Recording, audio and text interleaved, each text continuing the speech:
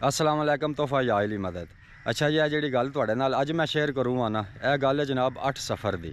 मेरी गल हुई है जनाब पीर सैयद अलमदार शाह साहब ने हसन अबदाल तो गल मेरी करवाई है जनाब जाकर अली अब्बास करबलाई साहब ने।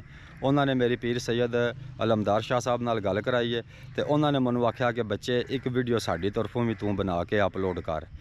उन्होंने फरमाया सी जनाब कि 2 जाकर ने जेडे साडे नामवर जाकर ने उन्हों का जवाल अन करीब शुरू हो जाएगा।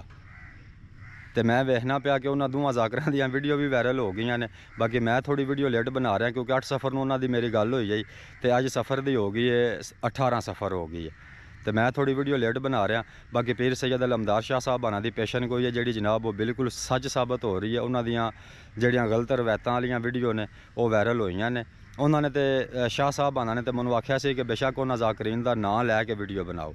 बाकी मैं उन्होंने नाँ नहीं लैंदा है तो हुण तुहानूं बेहतर पता है, तुसीं सारे मोमिनीन जानते हो। तो उन्होंने पेशन गोइयां इस तू पहले भी काफ़ी सारियां उन्होंने कीतियां जड़ियाँ कि सच साबित हुई ने। तो मैं सब तो पहले तो पीर सैयद अलमदार शाह नाल माजरत करना कि जी मैं वीडियो उन्होंने लेट बना रहा क्योंकि उन्होंने मैनू हुक्म दिता सी 8 सफ़र नूं ते अज 18 सफ़र हो गई है। सब तो पहले तो माजरत है उन्होंने अगे जनाब कि तुसीं हुण सोचो कि वो किहड़े जाकर ने जिन्हां दा जवाल वाला सफ़र है जिहड़ा वो शुरू हो गया। तो शाह साहब ने मैनू कहा कि उन्होंने पिछला गेर लग गया। मैनू उन्होंने इन्हां लफ्ज़ों में ही आख्या कि जो नामवर जाकर बने फिरते हैं ना उन्होंने पिछला गेर लग गया। बाकी अल्लाह की ज़ात जनाब सब नूं अपनी तौफीक हिम्मत देवे और अहले बैत अलैहिस्सलाम दे राह ते चलण की तौफीक देवे।